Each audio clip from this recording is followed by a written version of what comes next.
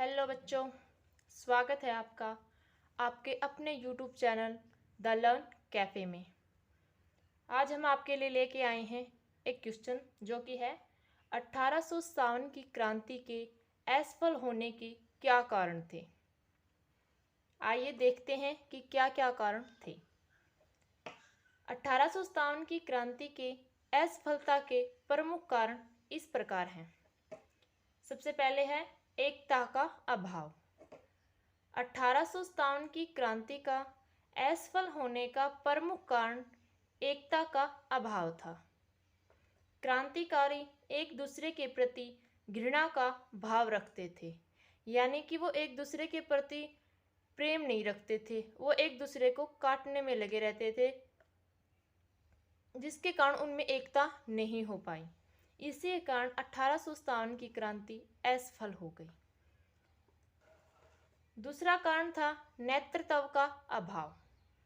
क्रांतिकारियों में वैसे अनेक नेता थे, लेकिन उनमें कोई भी एक ऐसा नेता नहीं था जो क्रांति का अकेला नेतृत्व कर सके।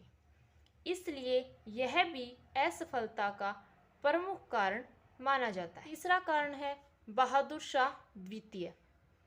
क्रांतिकारियों ने बहादुर शाह को अपना नेता चुना था, क्योंकि वही नेतृत्व के लिए तैयार हुआ था, लेकिन उसमें नेता होने का कोई भी गुण नहीं था और वह अब बूढ़ा भी हो चुका था। यही कारण था कि उसे अंग्रेजों ने बंदी बनाकर रंगून भेज दिया। अब क्रांतिकारियों के पास कोई भी नेता नहीं था, जिसके कारण यह क्रांति असफल हो गई। इसलिए माना जाता है कि बहादुर शाह द्वितीय के कारण भी यह क्रांति असफल हो गई। स्वार्थ की भावना।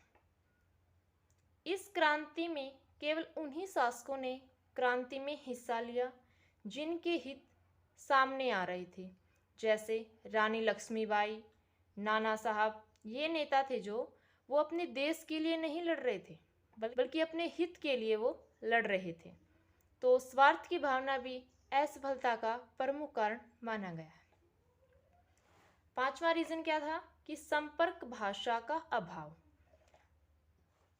अब इसमें क्या था कि इस समय जो भाषा थी वो अंग्रेजी भाषा प्रचलित थी। अंग्रेज अंग्रेजी भाषा में ही संदेश भेजते थे, लेकिन जो हमारे राष्ट्र की भाषा थी वो हिंदी थी, जिसके कारण एक राष्ट्र भाषा के अभाव में क्रांतिकारियों तक सूचनाएं नहीं पहुंच पाती थी, क्योंकि ज़्यादातर भारतीय अंग्रेजी भाषा नहीं जानते थे। कहने का मतलब ये है कि जो अंग्रेज थे वो अपनी जो सूचनाएं थी वो अंग्रेजी भाषा में भेज रहे थे, लेकिन ज़्यादातर हिंदुओं को अंग्रेजी भाषा आती नहीं थी, जिसके कारण उनके आपसी जो तालमेल था, आपसी बातचीत थी, वो नहीं हो पाई, जिसके कारण यह भी एक रीज़न माना जाता है उसकी असफलता का।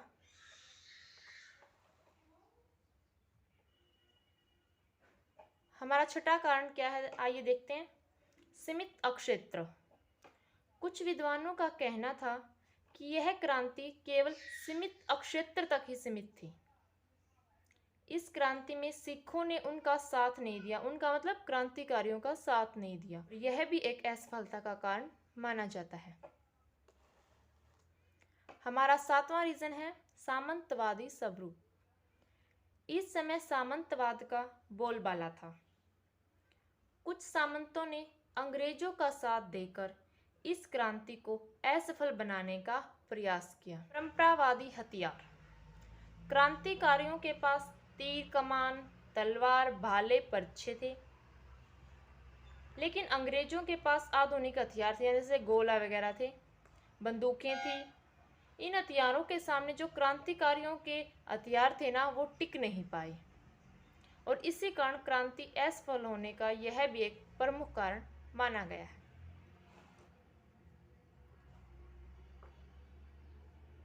हमारा अगला रीजन क्या था कि समय से पहले क्रांति का होना, यानी कि जो 1857 की क्रांति का जो समय निश्चित हुआ था, उस समय पर यह क्रांति न होकर उससे पहले ही निश्चित हो गई थी।